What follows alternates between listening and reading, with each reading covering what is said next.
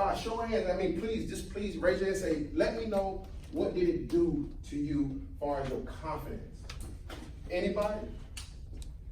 I mean, your confidence plummets. The way you look at people, like, you don't really want to open up no more. It's just like, whatever I tell you, you're just gonna like rebuttal and be like, no, you can't do this, that, and the third. You know? You always wanted to be in the back. You don't want to take the front. I like that. You don't want to draw no attention to yourself. I like that. And what you also, let me say this, you see a lot of that in the classroom. Because my confidence level is not where it should be based off what somebody told me. And it's not always your mom or your father. Sometimes it's your homeboy. Mm-hmm. Sometimes it's that one partner you got, say you stupid. Enough that you start believing it. Enough that you're afraid to ask a question. Enough to where you're afraid to ask for help. Just because your homeboy said, man, you stupid. And the reason why he called you stupid, because he saw you trying. Parents the same way. I'm not saying your parents, but sometimes when parents see you doing more than what they used to do, it discouraged them, and they would come out their mouth and say certain things.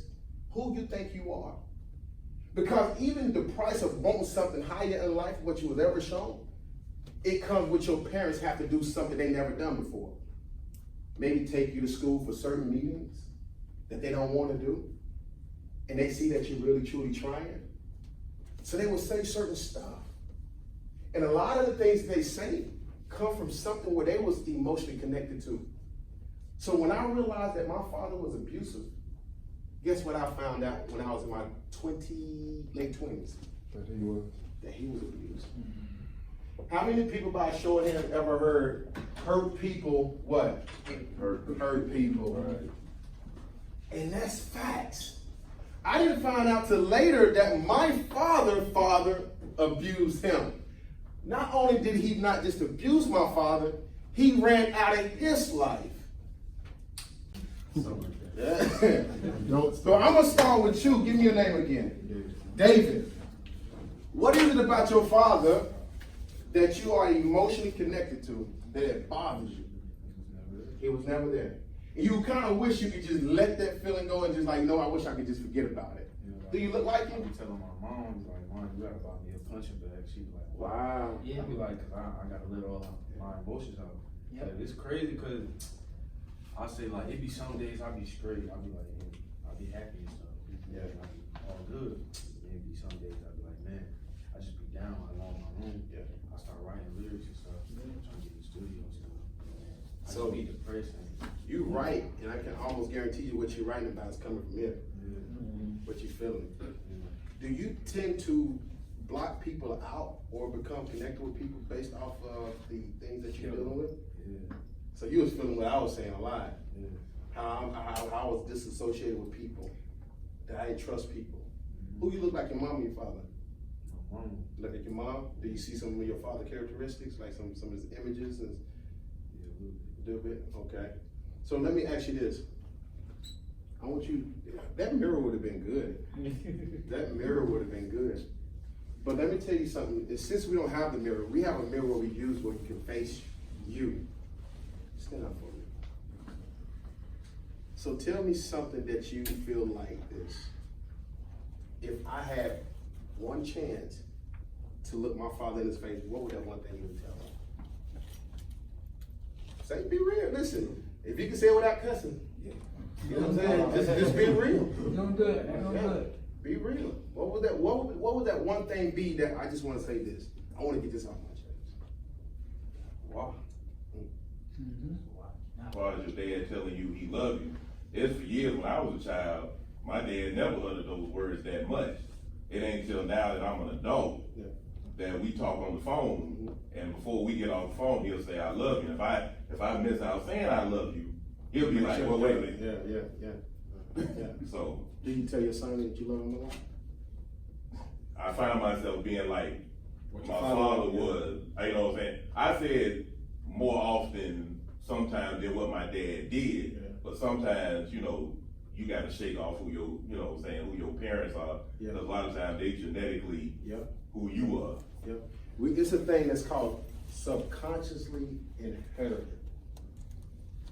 You don't intentionally mean to do it. What's your name? Calvin. I ain't no Calvin. Awesome. So what makes you emotionally connected to your children? Well, because when I look back on my life and see where I came from, the stuff I had to endure, and the disappointments, I made it a point to say my children will not experience the difficulties, the disappointments that I went through.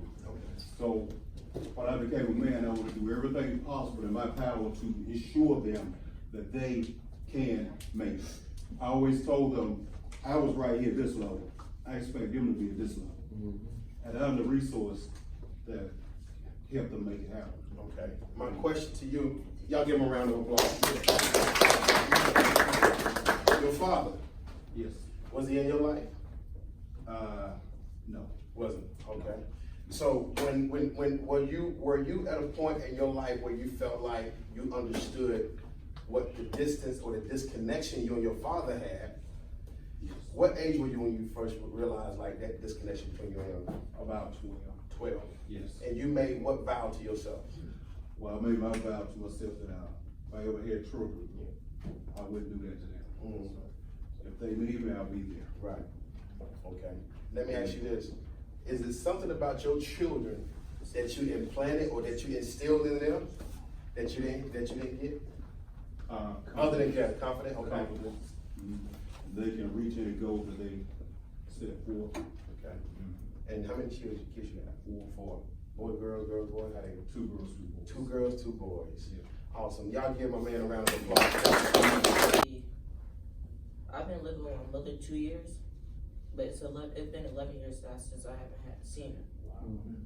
So she's far in the Midwest in Wisconsin. Oh, wow. And so I only talked to her on the phone like 2 or 3 times. And I always prayed and say that I need to be with my mother. Not just once, just more than once. Because my father asked me, he says, son, what's wrong? I said, nothing's wrong. He said, son, you really need to talk to me about something. I said, it's my mother. I haven't seen her for 11 years. And I need to see how is she doing? Is she okay? And I'm trying to see. People always bullied me and said that, why is your mother not here with you? Is something going on with your father and your mother? I said, no. I'm saying like they got divorced. I forgot what age, but they got divorced. And so I'll say this to them. I said, why, what's wrong? Why are you did you trying to say something? Let me, before I even say something, can I get a help that? That's awesome.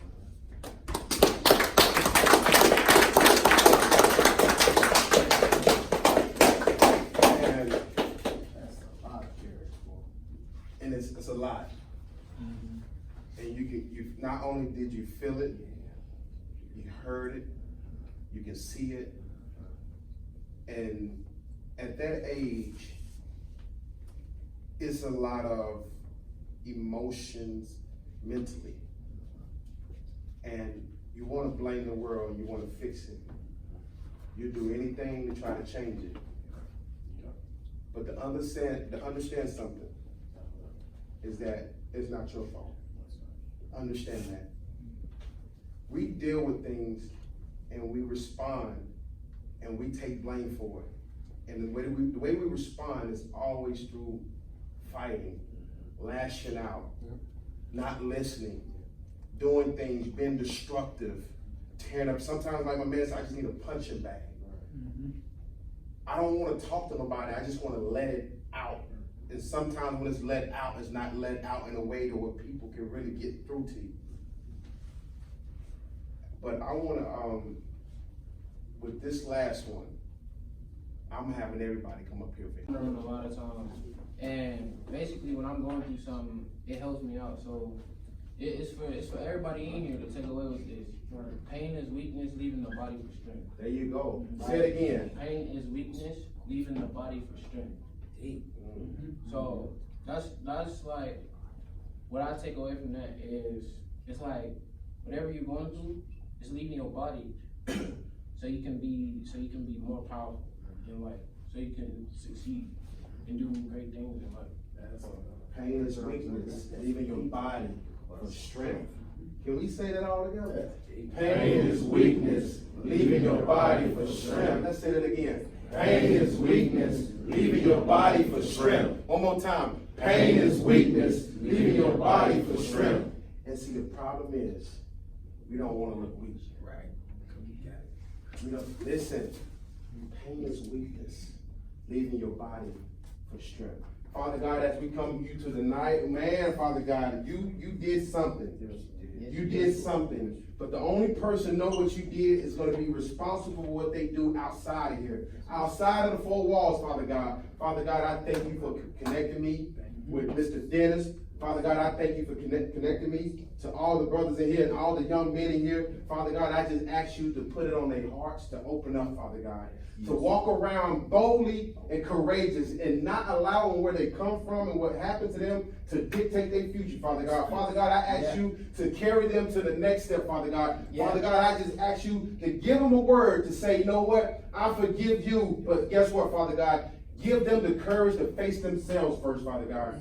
They need it for themselves, like my brother said. The forgiveness is not for them, it's for you, Father God. Do you not hear me? To forgive them, we must forgive ourselves first, Father God. Father God, I just ask you that you put on our hearts that we stay connected, Father God. Father God, that what we talked about, we open up a new chapter. And we put the period on some things, Father God. Father God, we just thank you. We give you glory. We give you praise. We honor you every single day, in every step, and every breath we take. In your name we pray. Amen. Amen.